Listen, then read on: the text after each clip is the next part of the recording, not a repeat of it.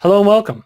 This is Clay Harper, here to show you guys some cool e-commerce dashboard stuff. So a lot of people ask me when they start to get a little more sophisticated with their Infusionsoft account, how should the dashboard look? What should I build here? What does this thing do? They're tired of logging into their Infusionsoft account and seeing this blank screen or this data that isn't appropriate for their business or doesn't tell them anything right there. And they know that they have the ability to do it, but they're not sure what they should set up or what it should look like. So let's investigate that. So I started off here with a priority path. And that's important because I want to point out, much like the campaign builder, you're not going to have a good dashboard unless you have a handle on your processes. For this reason, a lot of people, when they get started in Infusionsoft, don't get good dashboard setup. Someone might build you a campaign and maybe they didn't set up the dashboard very well. Hopefully that wasn't the case with you. Usually when you have like a sales pipeline or in some internal process, they end up building out a dashboard out of necessity, but not always. I just show you this to kind of anchor the idea that, hey, we really need to have our business processes in place if we're going to have a good, effective dashboard. If we're loosey-goosey on our processes and what's happening, it's difficult to create a dashboard. It's difficult to create a dashboard if you don't have, data in your Infusionsoft account too. You'll see that I mostly did an e-commerce one because I have some e-commerce data from my little H&H honey business. So that's what we're going to show you here today. So let's take a look. This is an Infusionsoft account. If you're new, you should know that, I guess, if you're watching this video. Sorry. And I have it now kind of zoomed out a little bit. When you log in, this is kind of the 100% view. I like to zoom out a little bit just to see everything. And I want to point some things out. Let's just kind of walk around a little bit, okay? In Infusionsoft, you're able to set up a few different dashboards. The reason people have trouble, I think, with Infusionsoft reporting is because you have to build it yourself. And that's kind of tricky for people. What you have to do to get one of these dashboards going is you're able to add certain widgets to the side. And we'll take a look at these widgets if you're bringing out a new one. You seem to have a whole bunch of them, but really, in my experience, you're only going to use a couple of them. So, you see a lot and you're like, oh, cool. They're not always what you really want. And let's explain that.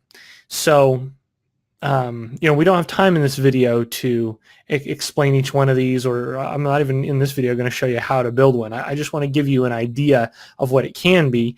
And then hopefully you can use some other tutorials, which I'll link in below in the blog post to learn the hows of, hey, how do I save a search, put that search in my dashboard? Okay, but mostly we're going to be using custom statistics, and that's because it lets us manipulate the data in helpful ways to just give us numbers. And for e-commerce, that's really important. All right, let's get to meat and potatoes. So this is my e-commerce dashboard, and there's a certain way that I like to order it. I'm going to have a little giveaway, at the bottom, and it'll show you kind of what I like to go off of, the ultimate Infusionsoft dashboard, what I like to use for that. So you can see that below, but this is a real live one that I've set up. So in a nutshell, here's what I have. On the top left, these are my real big stats, the stats to watch, the heartbeat of the business, okay? I have, hey, how many sales have I had this month? Last 30 days is what that's showing.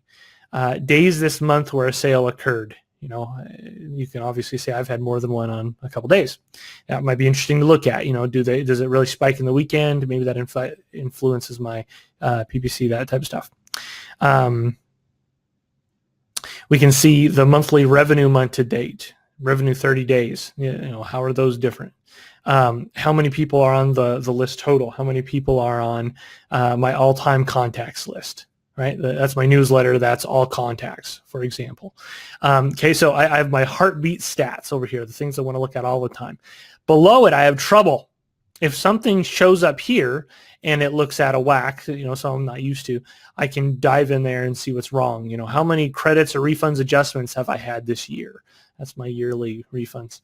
How many opt-outs have I had? If I sent out a big campaign or a big email blast, and this spikes, I want to jump in, maybe take a look. Below that, I have campaign stats. Okay, so I have, I'll again check the resource below, but I have stats to watch, trouble, campaign stats. That's the entire left-hand column. Okay, here my re-engage and offer campaign money stats. This is how much each of these campaigns has run me. I'm about to run another one, soon that'll be here. My Facebook ad campaign. Hey, I did a Facebook ad. How many leads did I capture? How many sales did I get in actual sales, and what does that represent money-wise? Now, this has only been running a month, so I'm still calibrating it. Obviously, it's not quite doing what I wanted to do. My website citrus home promo campaign. How many have I caught in the last month, and how many have turned into money? My referral partner stats. So, hey, if I have referral partners, how many referral partners do I have, and what's all going on there? That's a good search. I have it here as an example. I don't use referral partners. Referral partners that we owe money. Basically, this is the ledger, so you can see that here.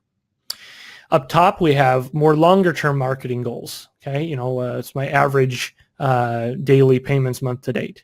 My average sales versus the last 30 days. How am I doing year to date, monthly? Unique visitors, the website, new leads in the last 30 days. How many people have I captured in the last 30 days, lead-wise? How many of those have purchased? Okay, and I'm happy with that ratio. How much money have I made this year all time? Honey business. It's not big, but we're hoping to do another grand before the year caps out. Not bad for a little side hustle. My 2016 stats, so I can keep an eye on for comparisons. My actual product statistics. How many have I sold of each product? You can see which one I've been out of for a while, but we just got to batch that in, so that's good. Good job, Orange Blossom, right? Another way to break it down, not by honey type, but by size, right? Quart, pint, pollen. Then all-time stat numbers. Some kind of fun to look at. Cool to see. Additionally, you might have some, call history. I want to see my calls. I want to see my call log report. Those are mostly sales pipeline stats. Speaking of pipeline, if you use sales pipeline, you want that to be probably front and center, something like this. Okay, you got your pipeline and you're working that pipeline always. These are pipeline stages that are past the 30 days, email stats and the like. Okay, so guys, that's a little tour of a e-commerce dashboard, an actual running business where I take a look at my stats and I see what the devil is going on in my business when I log in every day. Thanks.